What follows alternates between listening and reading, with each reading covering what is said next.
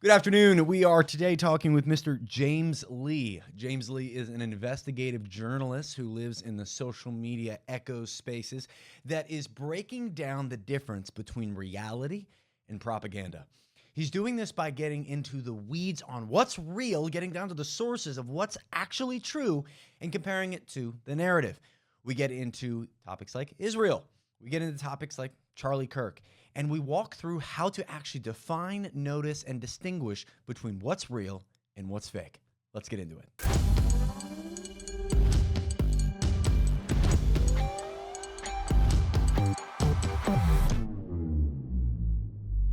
Mr. James Lee, international journalist at this point, covering everything from something happening across the world to right in his home state of California. An independent journalist with his own show, Today-ish, is today a guest on the Zach Faust Show. How you doing, James? Hey, thanks for having me on, Zach. Yes, that's what an international journalist. Sounds like a spy. M16 cover-up is brewing. Yes, no. Yeah. But, dude, you cover everything across the world. You don't just focus on a specific niche even. You uncover, and this is what we're talking about today, the information and misinformation, the propaganda. How did you get started doing that? Well, I started posting videos online back in 2020 during COVID, as a lot of people did. A big awakening for people. But yeah, before that, I was a consultant. I was still working as a consultant for the first few years I was doing this part-time. I was just doing research, posting it on the weekends, and it started with looking into corporate corruption. I still do a lot of that work, but then I started branching out, like you said, into different topics. And I think one overarching theme that I like to stick to is trying to help people unlearn propaganda. Because one of my favorite phrases or favorite quotes is the Mark Twain quote, which is, it isn't what you don't know that gets you into trouble. It's what you know for sure that just ain't so. So it's like, what is all this information that we take for granted, or what are some, I guess, truths that we take for granted that's actually not true at all, and that that was a long-standing, building block of many years and decades of propaganda that our brain has tied to this one idea, and the truth is actually something a little bit different. The truth being the core of it. I think that propaganda even has been propagandized as this, oh, that's a Chinese thing, the propaganda. Like that's so North Korean. It would never be in our country. So just to get things started, what is the definition of what is propaganda? Well, I think that the most traditional definition of propaganda has to be it's information that's coming from state sources. So we think of it as like, let's say, propaganda from the Chinese Communist Party, right? They put out their pamphlets and all this stuff telling the people how great things are. Or you think of Russia or the Soviet Union with that kind of propaganda, German Nazi propaganda, right? It's information that is disseminated from the state to get people to believe in a certain thing.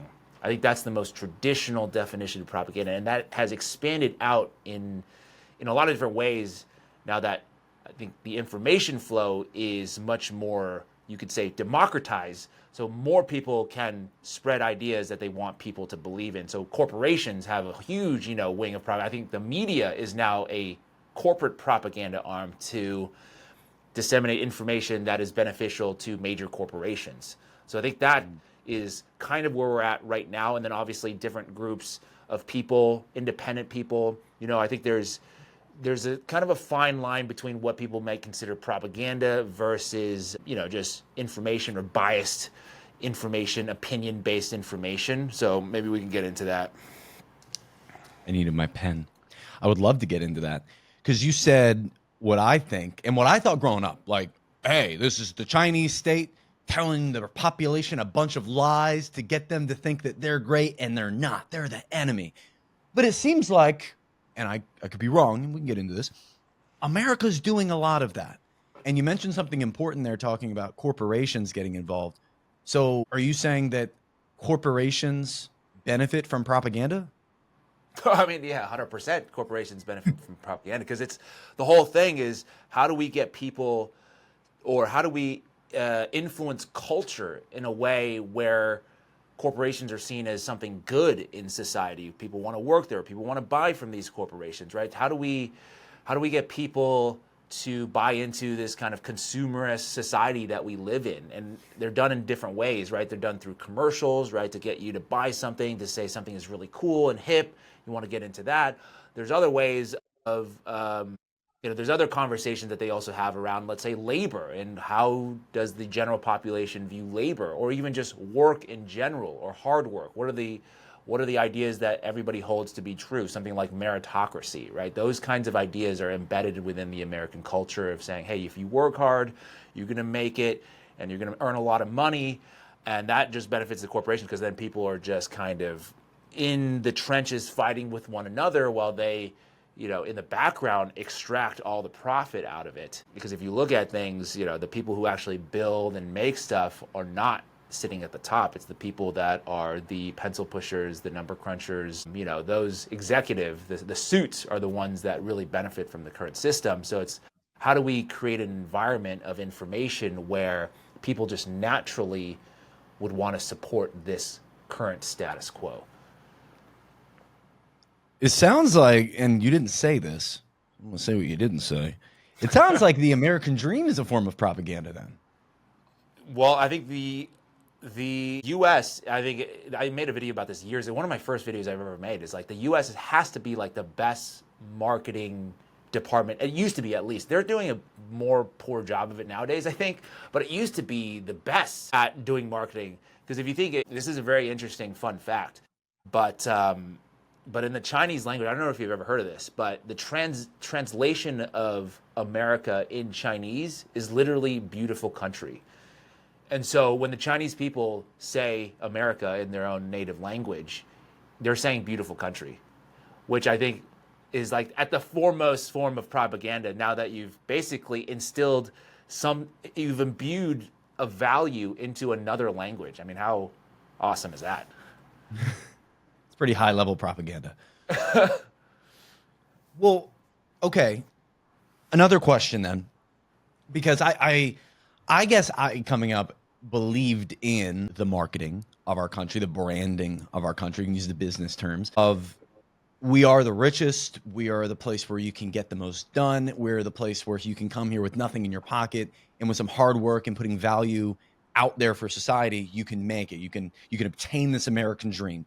And though there's no definition of the American dream is a house, a lot of people associate those two things because that is really the gateway drug to wealth, is home ownership, owning a little bit of American home ownership dirt. Plus building a family, leaving a legacy, leaving the neighborhood, the community in a better place than it was before, right? You put in your hard work, you get your house, you build a family, and that seems to be further and further out of touch now for many people, including out of touch, out of reach. Well, especially out in California, dude. I mean, I think the number, and this is a year and a half old stat, I imagine it's worse. It was 86% of Californians can't afford a Californian home, which is crazy. And that's maybe by design. You could think about that in a certain way where... But according to your governor, one of the best statewide economies in the entire world is California. Well, if you measure the top line, yeah, California has one of the biggest economies in the world. And if you go to certain places in California, it looks amazing. I mean, I live in San Diego, and you could say it's amazing. But I can also drive 5-10 minutes to another part of San Diego, and it looks like a war zone. Okay, so is California then a really good example at a micro level within America that America is internationally? Because a lot of people look at America like, oh, they're the richest, oh, they're the happiest, oh, they got the most money, oh, they got all this freedom. But you get here and you're like, okay, yeah, there's certain areas that are absolutely beautiful, but there are other areas where people are really struggling and places where people really aren't getting by at that high of a rate. So I wrote this question down. Marketing and branding is, at the base of it, propaganda, because you're perpetuating a narrative and a message that you want people to think about a specific thing. Branding is just that. So like for a good example, you probably heard of this, sugar. Sugar is not pure white. It's dyed white. And the sales increased only when they started dyeing it, or maybe they used like chlorine or bleach. I don't know what they're actually using to create white sugar and brand it as cleaners. You know, it's nice. It's pure. That to me is a form of propaganda, because you are lying about the actual product in order to convince the greater public that it is better than it actually is. So branding at its core a lot of times is propaganda. So what's the difference? What's the difference between marketing and propaganda? Well, I think that's what you're talking about is like a psychological thing where they're trying to study the human brain and see what we're naturally drawn to, what we like, what colors to use, right? And we talk about that in the restaurant business as well, which is what my parents did. And why are most restaurant colors, red? Because red is like an appetizing color. People, KFC, McDonald's, all the fast food companies, they mostly use red. That's for a reason. And I think that maybe the difference between marketing and propaganda is really, once again, coming from the source. So you could say it's one and the same, right? Propaganda, traditionally, it serves a governmental, institutional type of purpose, whereas marketing is more like a company, corporation trying to sell you something. You could say it is a similar thing where marketing, all the slogans, let's say back in the days, you had the Skippy, or was it Jif peanut butter? I can't remember which one's, like choosy moms choose Jif, right? That is a message, that is marketing, right? To get you to say, or get you to believe that if you are a good mom, you should buy this brand. So that is a form of propaganda, you could say, to get people to take a certain action. So it's really the source of, I think now we're getting into semantics of like the source of who is spreading the propaganda. It really can be done nowadays because of the I would say the democratization, once again, of the sources. A lot of people can do propaganda in certain ways. And then the question is, okay, is that value that you are imbuing in society, what's the long-term effect of that? Is that good or bad, right? Is it good that everybody is using this brand of peanut butter? Is it good that people believe a certain idea? What's the downstream effect of that? Because let's say there's some people spreading, let's say, anti-family propaganda, saying, it's good to be free and single and do whatever you want kind of thing. So then what's the long-term society of people having fewer and fewer kids? And then you can go the other way, right? You can say, okay, there's a lot of pro-family propaganda. Okay, what's the effect of that? And I think that's something that I try to cover in some of my content, is to ask that second level question of, okay, let's take this to be the case, the truth, or let's take this to be the situation. Now, what is the effect of that? So where you got started was just in genuine research, genuine curiosity. Like you said, corporate corruption was where you got started. Now you're covering all these slew of topics. I have a question I'm going to ask you here in a moment, not yet, that'll definitely get us onto the restricted mode on YouTube. So I'm going to save it. So on the side of propaganda, again, how can someone disseminate the truth when it seems like, obviously, it's getting harder to get down to that source? It's getting harder to even know what is true when you're watching it. As of this week, I don't know if you saw it, Jake Paul has a whole makeup line, and he came out as gay. And everyone believed these I had not videos even of seen Jake that. Wait, is Paul. that true? Oh my God, dude. It's one of the scarier AI moments in internet history, because it's AI. there's like, Okay. yeah, there's like, yeah, it didn't happen. But even I saw the first video, and I'm like, yo, what's this guy doing? It looks so legit, and it's freaky. There's another one. There's this trend going around where a lot of girls are taking their face, putting it in this AI picture thing, and it's giving them this shot of looking like they're in the Halloween movie, Scream. And they're like on the old school landline phone. And I saw like the first three, and I was like, all these people have landlines and someone's standing behind them looking like the guy from Scream? That's crazy. It didn't take till like the fourth, fifth one. I was like, oh, this is like an AI filter. So how do people see through the noise and get past propaganda to understand what is true in a world where there's just more and more and more retail misinformation tools available? That's true, because now we're talking about, somebody creating, let's say, an AI scenario, an image, a video, and then they can increase the virality by buying bots. They can maximize their reach in that way, and all of a sudden, wow, this looks like a legitimate thing that just happened, but it's all been astroturfed and it's completely kind of fabricated out of nowhere. So it's becoming very, very important, even more important than the past, to find people that you trust. This is the only really way to do it, is to find real humans, real creators. You can see their face. You can see through like a catalog of their work and what they do, and say, hey, if it's coming from these accounts, there's more credibility and weight to what's being disseminated, right? So if you see a video, let's say that AI Jake Paul video, you should probably check what account is posting it, right? Is it some random account you've never heard of, or is it from your account? If you're posting it, I imagine that you would have a really high level of credibility with your audience, so you wouldn't want to post something that is not real to deceive people. So then it becomes this kind of trust building, which is the same as in the past, but now we have more people out there that can do this kind of stuff where you can vouch for their work, right? You know, great journalists like Glenn Greenwald or Ken Klippenstein, these kinds of guys that are out there collecting information. You know, they leak a source or they leak text. You could say, okay, these coming from them, legitimate.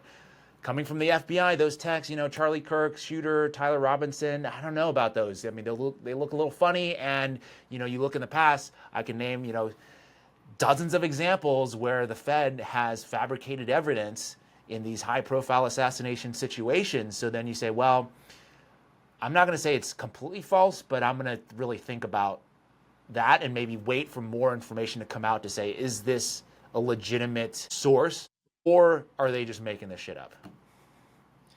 Do you feel yourself more and more having to lean on the I don't know side of things? Well, yeah, I mean, you always have to keep kind of an open mind to those things. But yeah, definitely if it's coming from the government, it should always be, I'm not 100% sure, right? You would need to have many pieces of corroborating evidence. And also, if they're asking you to believe in miracles, you maybe want to think about that again, right? You know, I've just recently done a dig into all the major high-profile assassinations, MLK, JFK, RFK, and they all have very similar patterns and threads that you can pull out, right? All have weird ballistics movements that are kind of weird, a magic bullet type of situation where it's taking multiple turns or defying physics. They also have weird, strange decoys that are They happening. also have a last name that starts with K, even Kirk. What's up with that? They do, yes. Charlie, yeah, CJK, Charles James Kirk. So that's, I don't know, that's just a weird conspiracy. You know, I don't spend too much time thinking about That's weird. that. But yeah, there's all these weird things that happen. That evidence gets destroyed, you know, the next day, kind of thing, and that's when you start to recognize patterns, right? I think for propaganda, if you want to, you know, really try to train yourself, is to really see what the patterns are, and then, you know, using historical context to say, oh, is this right now the information being disseminated? Is this true, or do we have some seed of doubt based on a person's past behavior? It really is a human thing, right? If you know, let's say are with your partner or with friends and they have lied to you in the past and now they're telling you to believe something, you're going to be less likely to believe them versus somebody who's never lied and, you know them to be honest. So in the future, then, are we going to be in a world where, and I think we're encroaching on this territory, if not already in it, where people start doubting what they're seeing as to whether or not it's real? Because just as an example, I saw the Kirk shooting after I was on a TikTok live. Someone said he's been shot. So I immediately went to Twitter and I saw it. And there was this moment that I remember sitting there. I was like, oh my God, this is actually happening real time, where the comments weren't sold yet. A good 30 minutes went by of, is this AI? Do we really know? And to me, that's really freaky that we're already to that point where we can't necessarily believe what our eyes see. You already alluded to this.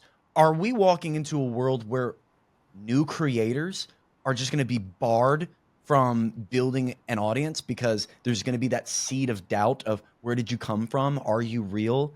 And we're only going to trust and follow the people that were around and had a built profile or a built brand or a built media presence prior to this AI thing that could be coming. And maybe I'm overblowing it. Maybe that's not the case, but it feels to me that, because you mentioned it, like Wolf Blitzer, Tucker Carlson, Larry King, like these were huge media moguls that people trusted because that was their main source of information. Now we've shifted in a world where independent journalism, Ian Carroll, the Candace Owens, like all these other people, Tucker and Candace are great examples. They have some very odd kind of connections when you dig deep into them. So can you believe what they're saying? I think people are getting more and more like, I don't know, frustrated or helpless in feeling of, who can I trust? Why should I trust them? Are they bringing legitimate information? I think you've already kind of given the answer to this, but are we walking in the world where AI is going to ruin our trust in regular everyday creators and media? Well, I think, there could be an optimistic way to view this. And I think I'm still in the camp of optimism here. And I think it's maybe not so bad that people are so trusting of every single thing that they see on the internet, right? I think there is some benefit to having that seed of doubt to say, okay, I just saw something and I'm not sure if it's real or not, and I'm going to do some more research to say it's real. For example, the Charlie Kirk, assassination, you saw probably maybe one angle of that at first, and then you say, okay, there are tons of people with cameras there. Let's see if there's other angles, right? Now you have 7 angles, and you're like, okay, this is probably real because it's unlikely that they're going to produce this same angle or this same image from 7 different angles. You have multiple primary source. I think that's a really important thing now, as well as, did this person actually see this? Were they the ones filming, right? Right now in a lot of investigations, you're like, okay, I see a video from somewhere. Let's see if we can trace who actually filmed it. Okay, can you go talk to that person? Is that a real person? Or if you go down that rabbit hole, it's like, okay, so there's no source for this. Maybe it's an AI generated. Maybe it came from some lab somewhere. I think that's becoming more important. So I honestly, I think it might be a good thing sometimes that people aren't just like, okay, I believe this. Now it's like, oh, I saw this thing. Now it seems like it's AI. I think it's teaching people to just take something at face value, which is, I think, what we're naturally inclined to do for many years, is that, oh yeah, seeing is believing. Now seeing is not necessarily believing, right? Because of how easy it is to make an AI image or video, and how easy it is to amplify that through inorganic methods like bots. Sorry, there's a dog the size of a moose barking upstairs. Let me push back on that a little bit. I hear what you're saying on, we're starting to see things that we can't necessarily believe on the surface, and we know that because of things like AI, and I think a lot because of people like you who uncover that, hey, this has been going on for a while, like Operation Chaos. And I remember the branding, learning around the branding that happened when the radio versus TV thing was happening, that transition was happening. And people were getting away from newspapers and focusing on radio, and the World of Worlds thing happened. Have you heard about that one, when they broadcast the War of the Worlds on radio? And they pushed this story in the newspaper that people thought it was real, and people were literally offing themselves because they thought aliens had infiltrated the world, and that wasn't true. It literally wasn't true. In fact, the newspaper articles caused more pandemonium than the actual airing of the show, because they wanted people to think newspapers are the source. You can't believe the radio. It seems like now we're kind of going through a little bit of that, where the government's losing kind of some of their control and trying to make it seem like creators aren't the people to listen to. So, well, 100%. I mean, you have Kash Patel, literally was a podcaster, independent creator. Now he's the head of the FBI, saying you shouldn't trust social media. Social media has gotten out of control, which is very bizarre for him to say. Given very hypocritical. Yeah, very hypocritical for him to say. That's probably the better word to use there.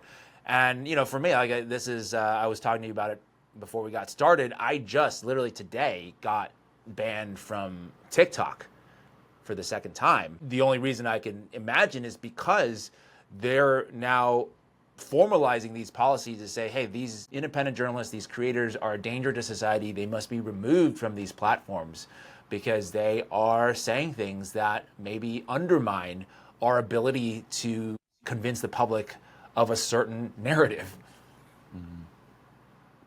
So, my brain gets stuck on where this goes.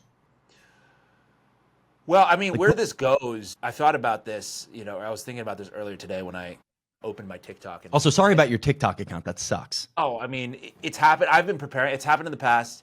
I've been preparing for it. If I don't get it back, I've diversified. Luckily, I've been able to, over the last year, diversify a lot of my content distribution to other platforms as well. So it's not going to kill me necessarily. I mean, it will be hurting. I'll be hurting a little bit from the financial perspective, because I think I was still making probably 50% of my income from TikTok. But that's neither here nor there for this conversation. But I think where this is going is, this is where I think it can get a little dark, because what's happening right now is an inward pressure on all these platforms to censor, right? Specifically around certain topics, like, let's say, right now the hot button topic is Israel. A few years ago, it was COVID, right? It shifts throughout time, but whoever's talking about this right now, they're going to be deplatformed. But there's an obvious truth to what's happening right now. There's no one can deny what's really happening. And so when you let the genie out of the bottle, what I mean is in this particular situation, Israel's not coming back in terms of the public opinion. No matter how much you censor TikTok, no matter how many influencers you pay to say good things about the country, it's not coming back. That ship has sailed. So the only other things they can do is then remove these people from the platform that are saying bad things. But that sentiment is still out there. Then you start to see, let's say, protests and things, and you see people marching in the streets. I don't want my tax dollars to be sent over there to bomb babies, things like that. And then now you create a police state to say, well, look at all these crazy protesters. Some bad things happen. We need to clamp down. You're seeing that with the Trump administration deploying, military, National Guard, these types of units out to keep the peace, they say. Portland, baby. So what this Portland. leads to is basically, in essence, like a police state is where we're going with this. It's one could say, ironically, a very Chinese direction we're going is that there is a very controlled thing that a fence around what you can and cannot say, right? It's a very clear distinction of this is allowed, this is not allowed. And also we're going to be monitoring exactly what you do at all times. And if you deviate from, what we say is good for society, then you're going to be removed from society. Well, you said the word already, so I'm going to go ahead and say it, Israel. That seems to be the number one hot button topic around misinformation, because we have everything from obviously the initial, breaking point story that led to any American beginning to know about what was going on there was October 7th, brutal massacre that happened. And leading from there, it seems like the misinformation pool was so deep and so thick that you couldn't tell what was real.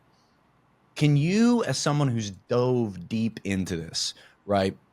You're getting banned from TikTok, not because you're doing a get ready with me video, not because you're reviewing the latest toy that came out. You're getting banned because you're talking about items that are sensitive toward the audience that they have, and a message that maybe propaganda or marketing branding they want people to think or not think. So what's actually going on there? Because we have, already records of the fact that they had put out a peace agreement 2 days after October 7th. Hamas in Gaza had to say, we just want peace. We stop coming after our land. We'll release everybody. You release everybody. Let's come to peace.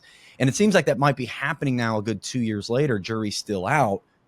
But between $45 million that Bibi Netanyahu's given Google to push YouTube ads and propaganda, to seeing literal box trucks with digital billboards of support Israel on them running through Manhattan, when we see the same man who's on trial for funding his very enemy, Hamas, via Qatarian money, on trial for that, and meanwhile offering the Nobel Peace Prize in D.C. to our own people, meeting with our own creators on our soil to, $7,000 per post to push the narrative. And dude, I guess I can't see a world where you're having to push this hard for truth. A lot of times it seems like truth doesn't need that much fuel behind it. It's usually the lies, no? I think it's usually, well, okay, so for the part where, yes, if you're having to spend I said a lot there. Take the mic. Yeah, Go so ahead. if you're needing to spend that much money, that much effort to try to convince them that somebody that you're good, there's probably something going on there. And to the side of the truth, there's always power in the truth, right?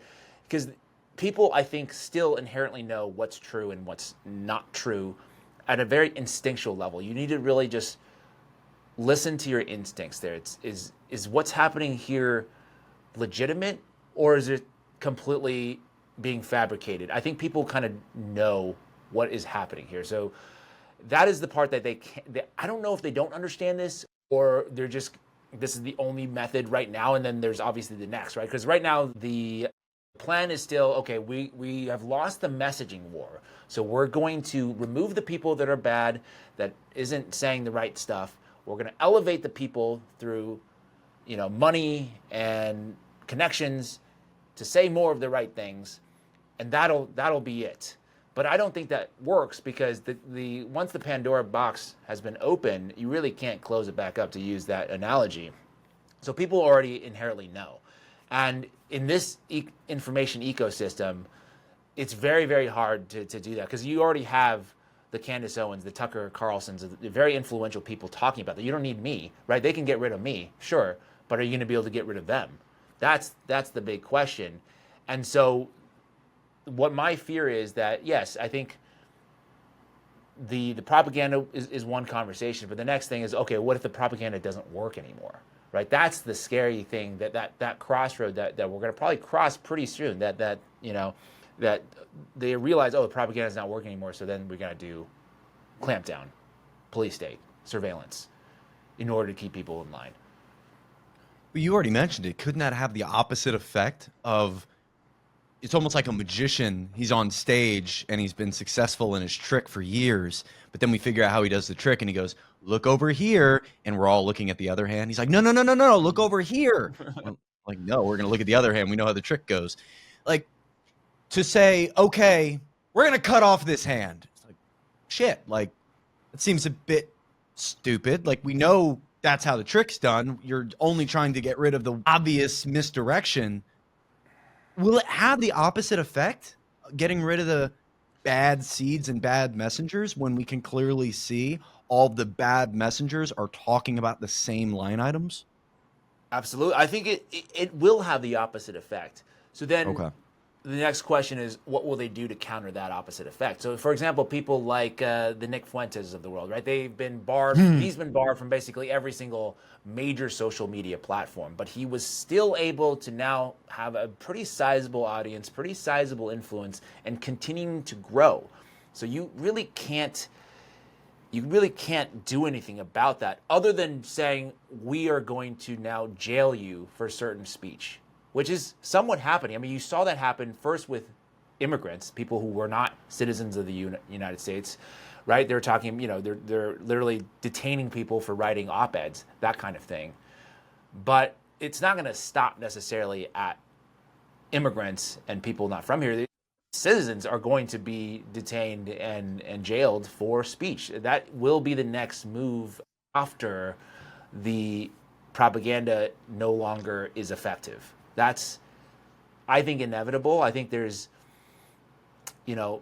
some ways out of that to be, throwing the other side. There's, I don't want to be completely nihilistic and black-pilled. There's some things that we can do. If enough people rise up at this point, if we demand certain things, there's an opportunity to right the ship, but it's going to take courage from a lot of people, especially the people at the very top, the people with the biggest voices, to maybe sacrifice some of their own comfort or interests to really maybe change the tide here.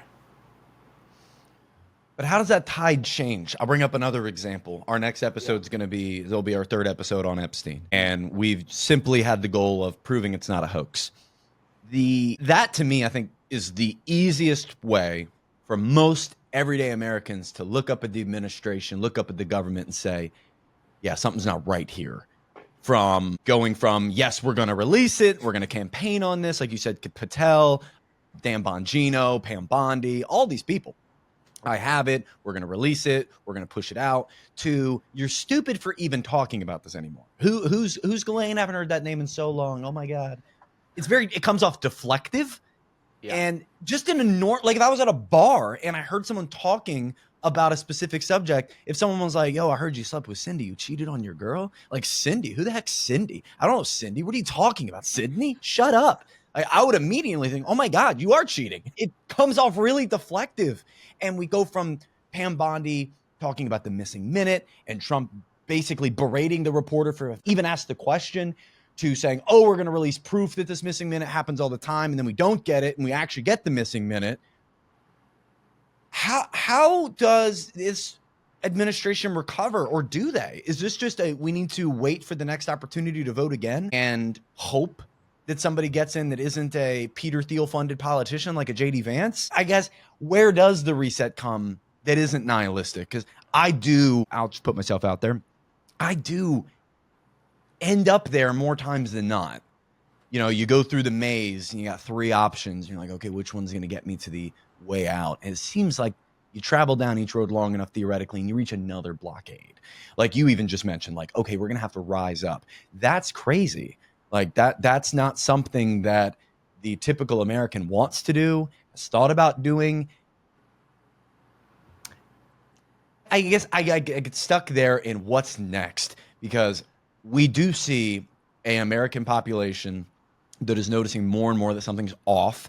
Red, blue, whatever you represent yourself as, something's just off. And that same exact set of people, I believe, thinks, well, what do we do about it? And if it's only going to get harder and harder to disseminate truth, if it's only going to get harder and harder to push a message, whether it be by jailing people or just suppressing them algorithmically, I do get more black pilly about it, because I don't see how it gets better. How do you see it getting better? Like, help balance me out.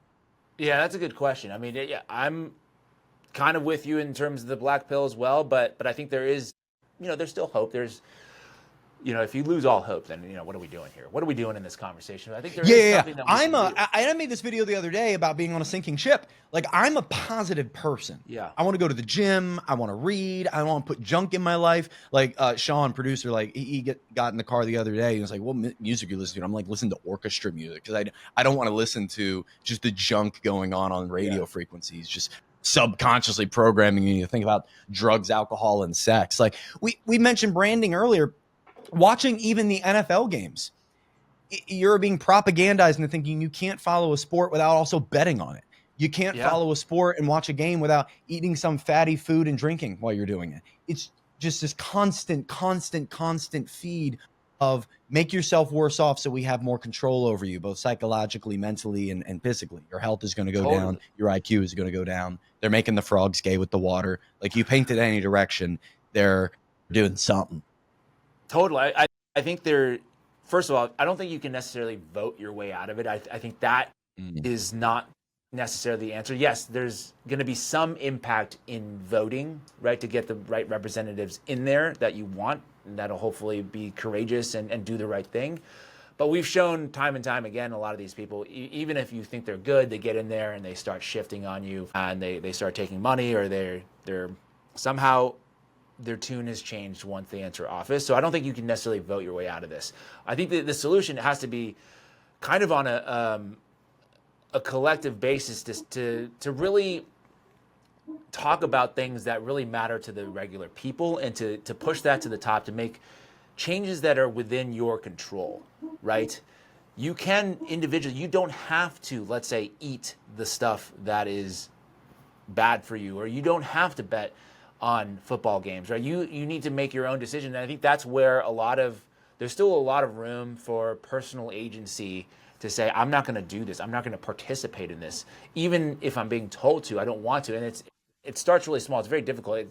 There's a few individuals, and then if they come together and say, we don't want this. For example, right now in media, right, there's, I think, a loose coalition of independent media creators that are doing their own thing, but we kind of all recognize each other. We communicate as far as like, hey, there's something here that if we stick together, we can convince more and more people to focus on things that are different than what, let's say, the legacy or mainstream traditional media would have us focus on. And whether it be talking about, you talk a lot about, let's say, the Federal Reserve and the rates and BlackRock and how money is distributed and how the dollar has been devalued over time, stuff that maybe people don't think about before, but now they're thinking about it. It's like, okay, then I know this information. I'm going to change my behavior based on this. I think that's really what it's going to take until it gets to like a societal level. It's a slow burn, I would say, in order to get this. There's not going to be some savior coming in to say, all right, I got you guys. There's going to be freedom of speech everywhere, this and that. It doesn't work. Like, for example, Elon Musk with Twitter, right? He came in, he's like, all right, this is going to be freedom of speech. But you can see how he could be also compromised in different ways. And so you can't just rely on one man to do it. You got to take the steps yourself almost to do it. But you kind of already answered the question. The next thing I was going to ask is where does the savior come from? It sounds like what you're saying is it's the culmination of the group. It's the people together. Individually, once you've awakened, let's say, whatever degree that awakening is, then it is part of your responsibility to try to, wake up another person to say, hey, have you looked at this? Have you seen this? Have you seen this video? Do you know something? And And it's then that's funny. how things grow. And that's the kind of behavior that we need in order to save this country, to be honest with you. It's individuals who then grow to become a collective, to And change the propaganda, to change the narrative, to change the ideas that are important that people think about. That's really the only way to do it. I know it's a very difficult course. I wouldn't say it's the one with the highest probability of transpiring, but the path is there. It exists if we want to take it. Switching gears, do you think the current administration's play at peace in Gaza is another form of propaganda or a proper step toward peace? Well, I would say that I'm not sure if it's propaganda necessarily. I think it's disingenuous just because, once again, based on pattern recognition, what I've seen, right? Multiple times they say they're going to do a ceasefire. Israel violates the ceasefire. We do nothing. Or we say we're going to do negotiations, and then the negotiators get bombed by Israel, and we're like, oops, that sucks. And so until I see Sorry, I something. shouldn't laugh at people getting bombed, but you're right. Yeah, it's But just that, like, I oh mean, man, that's the kind sorry. of thing that we're dealing with this administration, is that I don't know. I can't trust what they say. I can only judge them based on the actual results. So I can only say maybe a year or two from now, if they've stopped the bombing, hey, we haven't dropped the bomb in 2 years, and here's what we're doing in Gaza to rebuild it. I I need to, at this point now, I need to see action. I can't really say, oh, he's doing the right thing. Look at how great he is. He's doing this ceasefire, or look at how much he wants to do. I think that's another narrative out there. It's like, hey, Trump wants to do it really badly.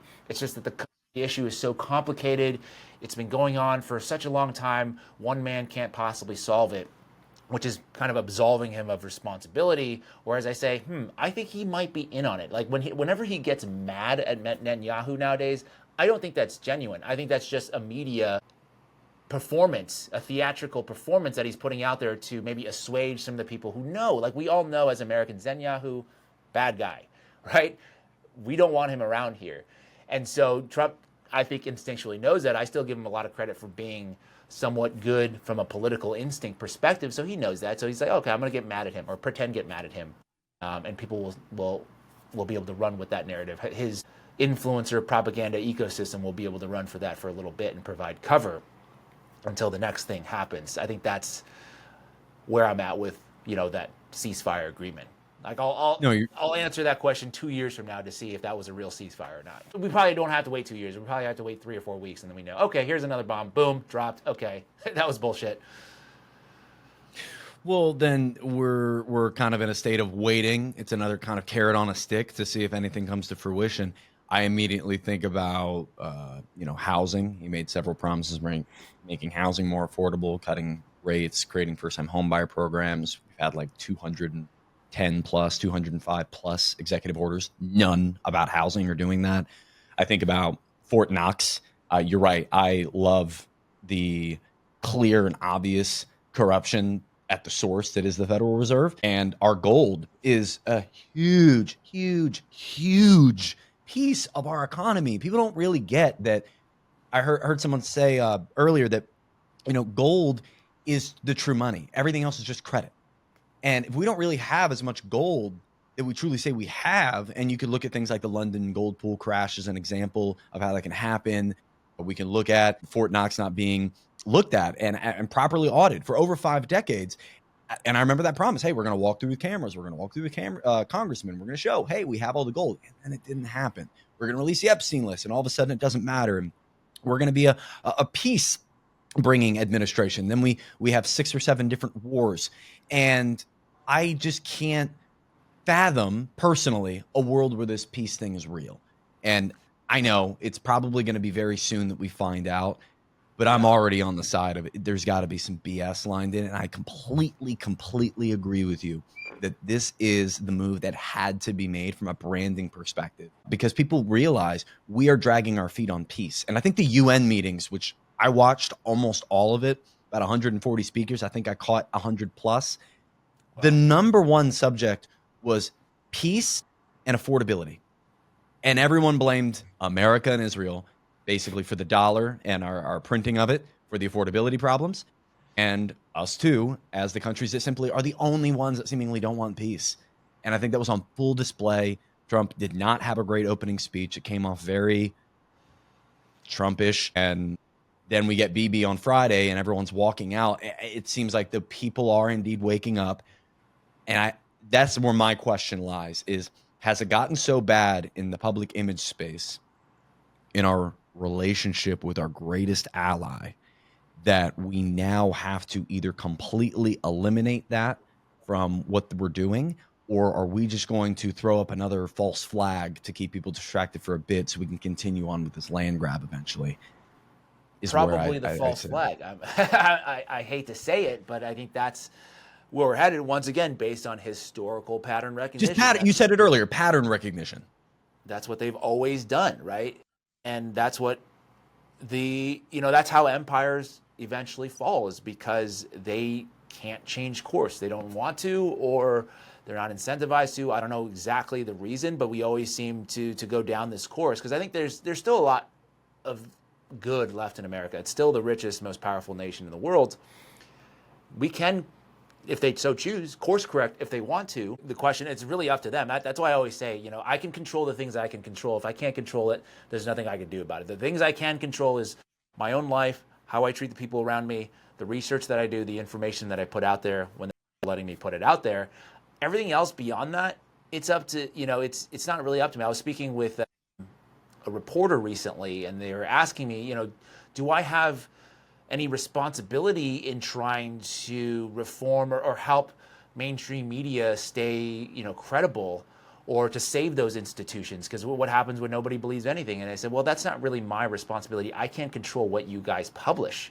You guys need to publish the truth, and you guys are responsible for reforming yourself. There's nothing that I can do from the outside to do that. You could say that, the stuff that I'm making is instilling more distrust of mainstream media, and that's potentially true, but it's because you guys are not doing your jobs appropriately. It's not up to me. So for me, I can't save this country. I can't stop bombs from being dropped. Only the people in charge can. So then it's ultimately up to them to decide, do I want to keep doing this? Is this going to be my legacy? Is this something that I see a future for America? Or do they just say, I'm just going to extract all the value I can, these billionaires or whoever, and then I'm going to escape to a bunker, and that's going to be my move. It's up to these guys to try to, it's up to these guys to see if they want to save America or not. And from the public perspective, there's things that we can do to try to apply that pressure from regular people, and that's really, at the end of the day, it's up to them to decide if they want to save it. I think that's something that I'm trying more and more to tell people, is like, they always put this pressure on us, like, do you want to save democracy? You got to vote for this country or this party or that party, or you want to do this and that. I'm like, you guys, you could just do it. If you guys wanted to save democracy, you would have already saved it. You would just do it. You wouldn't be to criticize the Democrats here already. If you guys really cared about democracy, you guys wouldn't be negating the results of your own primary or suing people off ballots. Those are things nobody told you to do. You were doing that on your own. So if you wanted to save democracy, maybe set a good example of, here's how we're going to conduct ourselves, because democracy is just that important. To me, I think it's all, a little bit of a fugazi, and they're just getting us to basically vote for them to get them in power so they can do whatever agenda they want to do. It seems like that's what's always going on, right? The propaganda, if we were to go back to that original motif of this segment, is to really, it's never to like better people. It's always to try to get people to support a certain power structure or group that really doesn't really benefit the regular people. It only benefits like certain individuals up top. I go back to, and I want to give credit to you as somebody who is the light of information that at least allows people to think, okay, maybe there is another side to this. Maybe I can't believe this at face value. I think people like you and Ian and Tiffany and Melissa out in California, like you're putting together a package of evidence that the media-led message we're receiving isn't 100% accurate. And here's why. And that's why I think is important too, the why. Like, why would they do that? Why is it important? You've mentioned a few times we can't vote ourselves out of this. I agree with you. Why do you think that's true? Well, because then we've already would have voted ourselves out of this, right? They say vote for Okay. Biden to save democracy. Well, democracy certainly was not necessarily saved because then we got Trump again. And then on the other side, they say vote Trump to make America great again and to release the Epstein files and all Yeah. this transparency. But we've gotten very little, if none of that at all. So Which it's all, seems like and where I want to give credit to credit and criticism of the red side is we had this conversation on our last podcast, and I thought it was really interesting that social revolt is kind of intergrained into the MAGA movement. Drain the swamp, get the people out that shouldn't be here. It seems like even the people who are deep red want a lot of the same things that everyone else wants.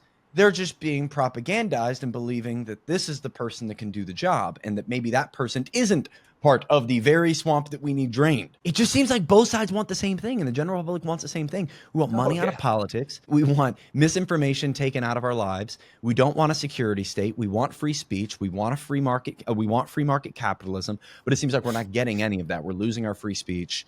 Post 2008, post Citizens United, post money printing, we've lost a lot of control over our political side and our economic side. And now we're being told everything's fine. And that's where people seem to be getting more frustrated. And on the Republican side, I just can't understand. Like, maybe, yes, first term, this is what you wanted. You pushed for it. Awesome. Got it.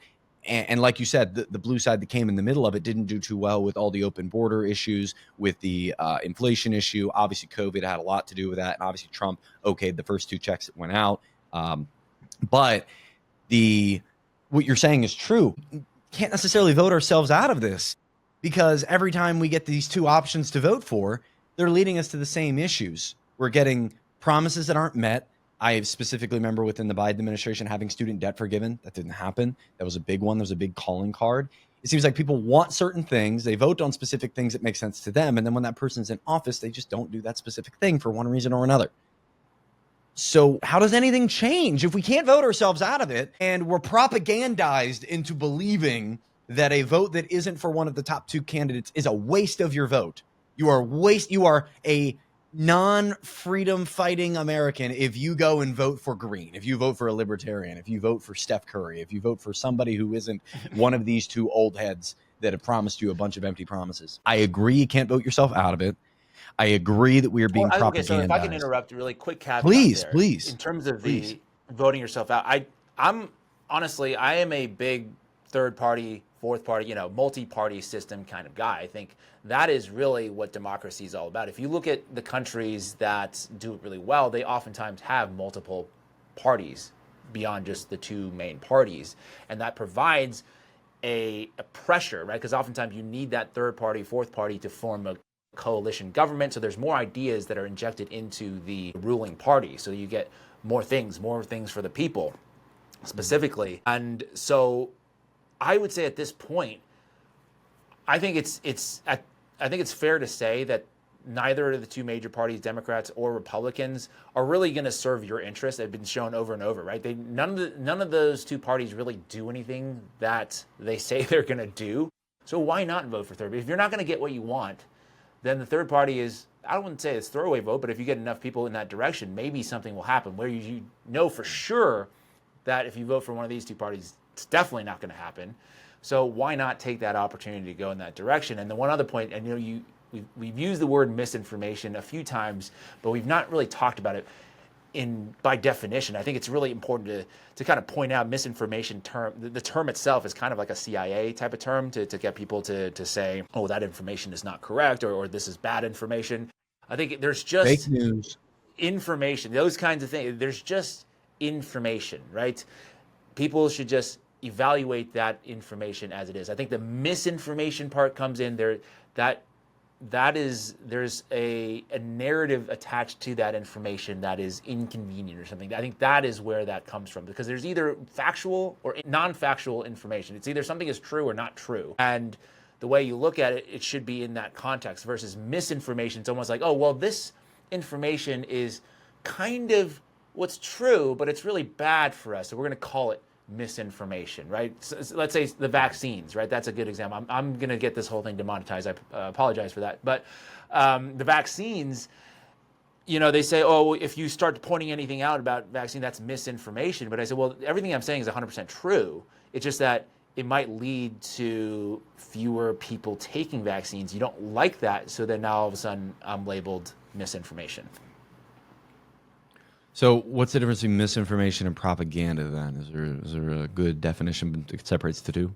Well, I think it's kind of like they kind of gel together. I think propaganda is more of the state. Like I said, it's the information that the people want you to receive, and the misinformation is kind of the other side of that coin. It's the information that those people who are propagandizing don't want you to receive. They don't want you to take that as credible, right? I think that's because propaganda is like, okay, I want you to believe in these set of things. For example, to use COVID, it's like the vaccine is safe and effective. That is obviously propaganda. That was said by Anthony Fauci. That was said by a lot of the state, the representatives in government. It's like safe and effective. Now, the misinformation part is, well, have we looked at the trials? What about the data? What about the number of people getting myocarditis? That's just factual information that's being put out there. And they're saying, well, that's misinformation because you don't understand the context of people that getting the myocarditis, or you don't understand the context of how the vaccine actually works. Even though everything that was said by these doctors like Peter McCullough are completely true, now it's labeled misinformation because it is impacting how the propaganda is being received. Got it. So the misinformation seems like a common label for items that are against the main objective. Yeah, if the main objective is to get everybody to take the vaccine, safe and effective, and now I've just put out this study that says, well, look at how many people got injured by this vaccine. That's just a fact. Look at the number of people. And now people are like, well, is it safe and effective then? Now that undermines the propaganda, and they say, well, no, this is misinformation because whatever reason they come up with, they say, oh, well, it's still safer to take the vaccine or blah, blah, blah. That I think is the distinction there is one is being promoted and the other one is being suppressed. Seems like right now another one, especially with the government shutdown, would be immigration and the budget we should set aside for immigration. I know for me, I've dug a lot into it, and I made my first post about it yesterday because I didn't want to put anything out that I wasn't 100% on. It seems like more propaganda that, again, the Republican side says, oh, it's the Democrats, and Democrats are like, oh, the Republicans don't want to talk, and it's all around this $2 to $3 billion for undocumented immigrant health care, when in reality it seems like the Democrats don't want to push this through because this is a non-simple majority vote for the OBB, the One Big Beautiful Bill, which is what this is. This is the taking that initial vote, which was only a simple majority, 51 to 49, and they have the majority the Republicans do. So that's easy. Just walk the partisan line, you can get that passed. And now this is to actually bring that into fruition. And if you just walk the partisan line, it ain't going to work because now you need a 60 to 40 vote, at least in the Senate. I thought the whole government shutdown was because of the Epstein files. They finally got enough votes for the Epstein No, files. Another one there too, because we have the New Mexico, Arizona rep that isn't being sworn in by Mike Johnson, that now we're in shutdown and we can't meet on any of these items. Yeah, that's right. I think that could be it too. But again, because now you have a bipartisan, because I'm thinking, okay, government shutdown, but do you have a clear majority? The Republicans can probably push things through if they wanted to. But now you got both sides. There's some incentive to not have, or to have a government shutdown, because I'm sure there are a large group of Democrats as well that say, yeah, we really don't want these Epstein files to be released because they're probably going to implicate people in our party as well. So both sides are kind of, let's just drag this out. Maybe people will forget about it, And by the time the government gets reformed, I don't know when that's going to happen. People have already forgotten about that vote, and that gets deprioritized ahead of, behind other things. That's a good point. And that's where my brain goes to, because we're talking about a $2 to $3 billion line item in the budget as like the main item, when in all actuality, for example, the ICE budget supersedes the amount that we use to house, provide healthcare, and educate undocumented immigrants. The immigrants we do have in our country, undocumented, produce $97 billion of our tax revenue for state, federal, and payroll tax, and they don't get the benefits. So this little line item, I know a 9-digit number isn't a small number, but in the view of the government's P&L sheet, it kind of is. I like your viewpoint a little bit more, that maybe it could be we're buying time to either get the public to stop demanding this Epstein list, or at the very least buy time to keep scrubbing files, get our story right. Maybe, and like you said, there is that bipartisan support seemingly for the main light items we're talking about. When we're talking about military style states, and we're talking about Israel's support and funding other countries and the Epstein list, it seems like there is some bipartisan effort there, or there isn't bipartisan support for really anything else. Everything else is walk the partisan line. Makes my brain move a little bit more when you're talking about the Epstein thing. I think that's when it comes down to it. I always try to analyze the incentives, why people would act a certain way.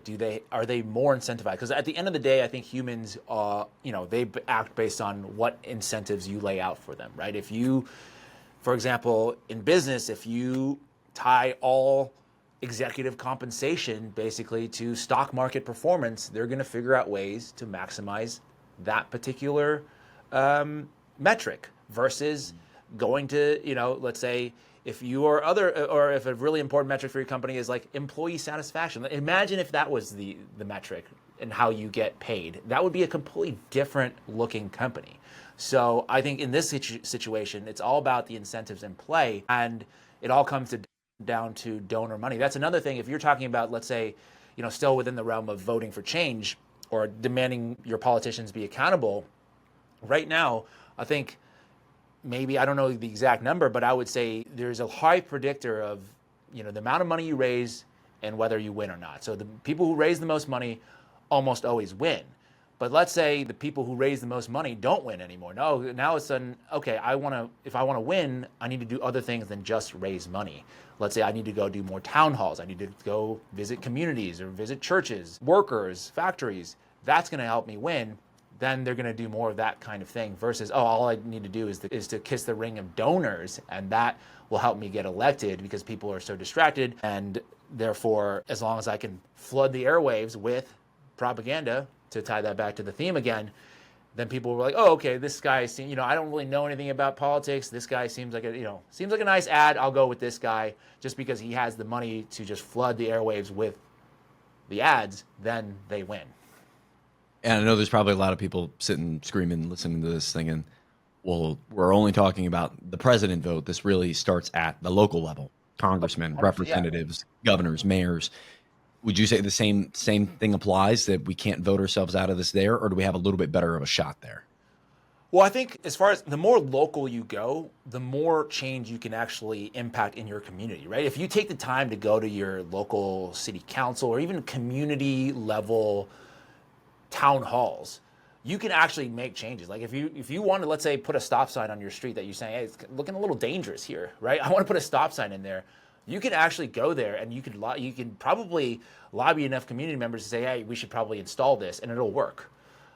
So I would say at the local level, I would say there's a higher chance of going through the traditional civic pathway for change, because they're still accountable, because you have to see somebody face to face, and they oftentimes will live there. And so those kinds of things are still very valuable. It's just time consuming. A lot of people don't have the time to do it. And I think this is another part of the plan, is to have people working, prioritize that aspect of, cultures, the hustle culture. So then you're never paying attention to any of these civic responsibilities that otherwise would take, more precedent over just trying to work 12, 14 hours a day. That, I think, is also part of that propaganda, to say, if you work hard, you're going to be able to make more money, buy a house, raise a family, this and that, versus, maybe you should work some, for sure, but then also it's really important to take the time. Everybody's got to go down to the local town hall, once a month, to see what's going on in the community. Imagine if we imbued that culture to say, that's going to be the cool spot on Friday nights. We are all going to go to the town hall and figure out what the hell is going on in our community. Do we have higher crime, lower crime, those kinds of things? Imagine if we start putting that out there and saying we should do that. That would be cool. But it's boring. It'd be amazing. But people think it's boring. It's funny you say the stop sign thing. I imagine in the back to the federal world, that's what in this election a lot of people wanted. We wanted some economic stop signs and some yield signs, maybe a Yeah. roundabout installed to keep corporations from just buying everything. But it seems like when we vote them in, they're instead ripping out what was there and increasing the speed limit. I'm like, what? You got rid of the speed bump and increased it from 35 to 45? Yeah. That's not what we wanted at all. And now there's going to be more issues. Yeah. Like I think of Citizens United seems like a stop sign they ripped out. COVID, Yeah. inflation seems like a stop sign they ripped out. QE, Glass-Steagall, go down the line. Seems like there were stop signs. They're getting ripped out, and yet we're voting for more stop signs and we're not getting them.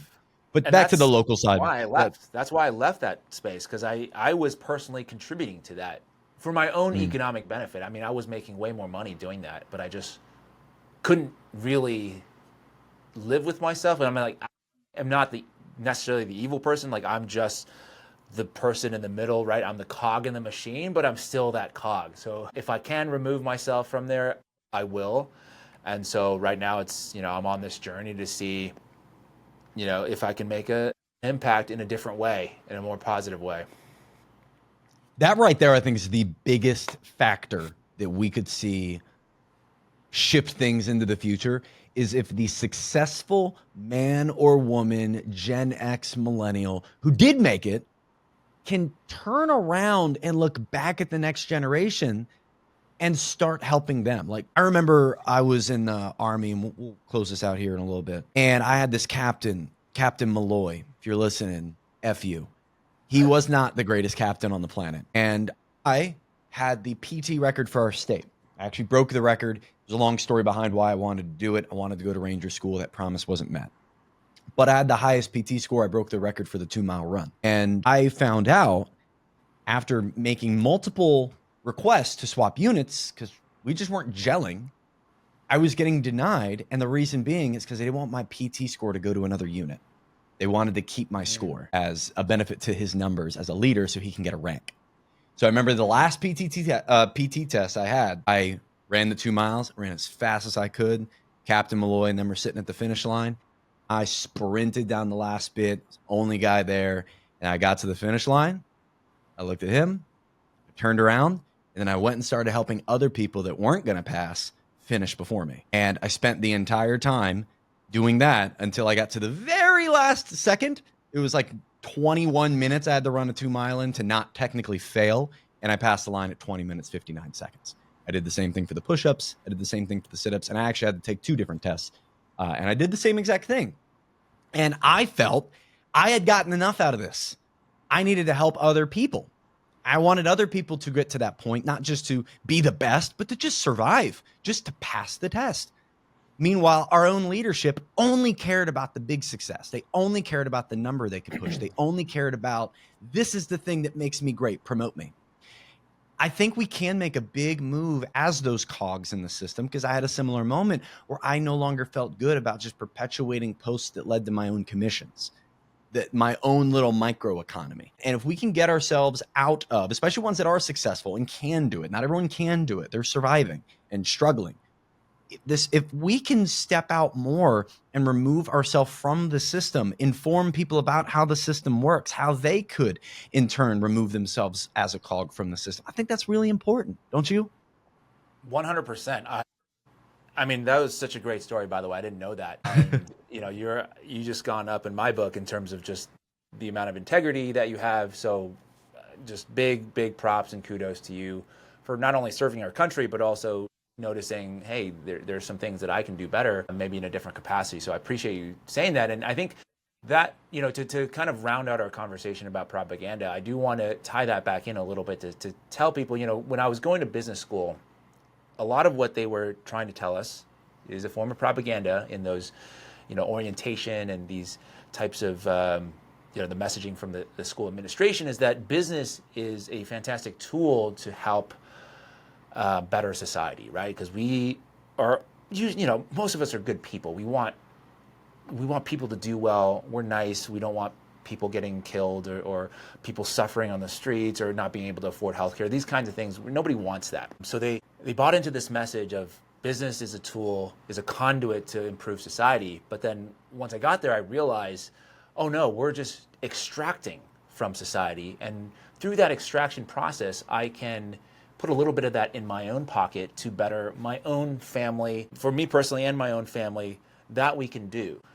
That's the kind of stuff that I hope to get out there in the world, to say, you can make that choice, but let's be really honest about the choice you're making. So if you choose to take those jobs, and I'm not saying you can't work in corporate America and things like that. You just have to know what it is that you're doing, is that you are a cog in the machine that is extracting and strip mining America. That's just a reality. And the benefit of that is that you get to maybe collect some of that for yourself, and you get to have some benefits from that. But let's be honest about what it is that you're doing, versus people telling themselves, oh no, I'm working for Google, or I'm working for these great companies that are providing health. Like, for example, Pfizer, right? Their motto is breakthroughs that help transform, the health of America. I don't know what it is, but it's something like breakthroughs that change health, something like that. And I'm like, no, that's not what you're doing. Your job is to sell pills and treatments to people, regardless of whether they need them or not. Your job is to sell more this year than the year before, no matter what the consequences are. That's what really you're doing. And if you're okay with that trade-off, then that's okay. Just know that your country is slowly eroding. If that's okay with you, then you continue down that path. But I want people to understand that that is the choice you're making. I want people, that's the part where I'm trying to remove the propaganda and say, these are the choices you're making. As long as you know that, then at least we can have an honest conversation about it, versus still arguing about, something that isn't even real. I think that's a good place where we can kind of pin the conversation, because the information that goes around, it infiltrates our ears, our brains, our eyes, and then we have to disseminate it. And then it's left up to us. And this is something where anyone listening, how can I help make change? I think at a basic level, it starts with us being able to debate without hate and communicate with the understanding that we've been propagandized. Like we all are on the same page, that messaging that's being given to us from mega corporations to politicians is jaded for the benefit of them and the people that are donating to them and their shareholders, not people that have a share in the country, shareholders in a company. We know that from the Ford v. Dodge case. Shareholders are more important. Mm-hmm. And propaganda is fueling that. But we as people can be better by getting back to the source of the information, figuring out what's true and what's not, and then communicating with each other with love. Love thy neighbor, though a Christian terminology, does sum up how we could be a better society. To love thy neighbor as thyself, to not do us to others as you wouldn't want done unto you. It's pretty simple. It would lead to a better community, and it's not all kumbaya and kisses. Like, there's still going to be wars, there's still going to be evil, there's still going to be really terrible things that happen in our society, but our society is us. We are the 99%. We are the majority, and the majority of us are a little bit ticked off, freaked out, or at least anxious about what the future is going to lead to for my kids. What's the next generation actually going to have in wealth, Gen Z? And propaganda has a lot to do with that. Misinformation has a lot to do with that. James, for more information on what's true and what's not, outside of TikTok, where can people follow you? Well, you can follow me on the rest of the platforms that still allow me to be there: Instagram, YouTube, and X. I'm at 5149 James Lee spelled with an I. I would say I'm pouring a lot more effort now into the YouTube side of things. I'm getting deeper into these investigations, doing more stories that are outside of 1 to 3 minutes. I'm just trying to give people the stuff that I'm learning. I'm just trying to give that back to the world and say, hey, I just learned this, guys, and I want to share that with you guys. And that's where you can find a lot of that information. And if you want to hear me talk a little bit longer, if you want me to, espouse or pontificate about certain things, because a lot of the YouTube and Instagram short form stuff I do is very information heavy. I don't really try to give a lot of opinions, because I think that's not my position.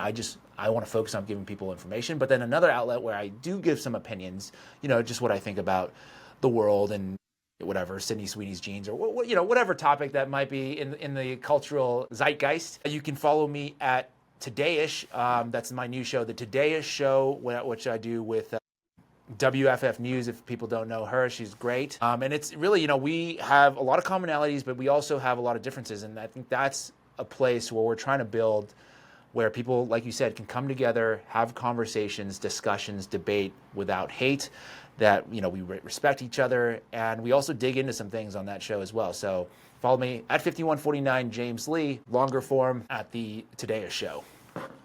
Thank you. And also James, thank you, Zach, for having me on. I really enjoyed this conversation. I think you're very, very talented at what you do. Your heart is in the right place.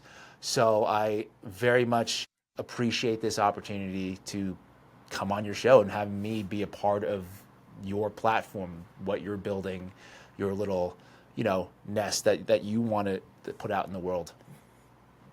Dude, thank you. And I imagine that you are seen in your branding, and I would agree with it. And if it's not, this is how I view it. My wife loves true crime. You're like the true crime of real-time events. You're walking through the actual events, what we know, what we don't know, what we're being told to think, which versus what actually happened. It's like true crime, except it's happening live and in front of us, and you're following it with a meticulous, just journalistic style, which I think a lot of people can appreciate. And you don't come with a lot of opinions, which is good, because people being able to form their own opinions around what you're presenting is usually going to lead them at least in the direction of probably where your opinion already lies of, hey, there's a lot of corruption going on. There's a lot of corruption. Yeah. So I'm definitely not, I would say, unbiased. I think there's definitely bias. Yeah, we're all biased. You're all lying biased. if you don't have a bias. Yes. But it's based on information versus how I feel about something in my gut. I'm not trying to imbue how you should feel about something. I'm saying, hey, I'm going to lay out some of the things that I found, some of the facts around this, and then you could decide, what you want to do with that information. If you want to go and still support, for example, this stuff, I never tell people, I could still have conversations with Zionists. I don't mind open conversation. I mean, I got a lot of heat for that recently, talking to Jillian Michaels. And I said, I don't mind, but I care about her opening her platform to me and allowing me to share my feelings and my research with her audience. So that's what I care about. And then whatever you do with that, I can't control. So I'm not, that's not where I'm at. It's like, if you're willing to listen, I'm willing to talk to you. And hopefully that'll make some difference. It's not about shutting off. It's not about gatekeeping. It's not about, you can't interact with a person because they hold this belief. No, it's like, if they're willing to sit down with me and they're respectful, I'm open to having that conversation, man. That's it. Debate without hate. James, this has been great. We're going to have you on again soon. Would love to be able to come out to San Diego and join you on the Today Show. Everyone needs to give that a follow if they haven't already, because you two are two fantastic individual content creators that I said from the moment go. You guys nailed continuing your standard styles within a new form of content. That's so hard to do, and you guys are nailing it. So that's a great show to listen to, or at least catch the clips on. So, James, thank you so much, brother. Have a great one, man. Appreciate your time, man. Thank you for having me.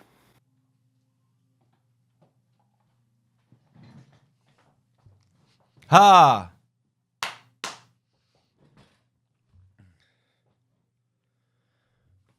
Good afternoon. We are today talking with Mr. James Lee. James Lee is an investigative journalist who lives in the social media echo spaces that is breaking down the difference between reality and propaganda.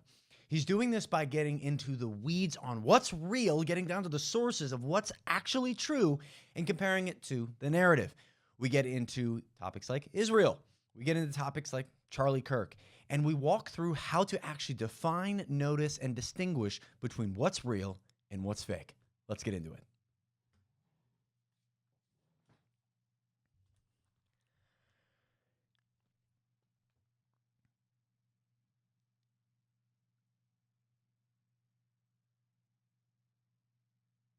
That was Mr. James Lee, investigative journalist extraordinaire. I highly suggest following him, especially if you're an Xer. He's a great tweeter. He's a good mean tweeter. Will reply to people and you're like, burn. Love that conversation. Love James, and I love anybody who's bleeding their lines a bit in the social media creation space to showcase truth, to get us back to the root of we're human. We're normal people that just want to live and cohabitate with each other. And meanwhile, we're being told to divide at every turn. I believe that the conversation around what's marketing versus propaganda is a deeper one we should continue to have on what's ethical versus what is not. And listen, we're going to have him on again. So if you enjoyed this conversation, please hit like, hit subscribe. That's the best way to support the show. We did just get our new hoodies in too. If you're looking for a black rock here, I'll turn this one around real quick. Boom! Anti-BlackRock Social Club. If you want it, it's in the bio. But regardless, thank you so much for supporting the show. If you are liking, commenting, subscribed already, thank you so much for your support. It means the world to me. And so sorry I did not wear my hat today. Next episode will be on Epstein, and the tinfoil straw hat will be required. Have a great day. Talk to you soon.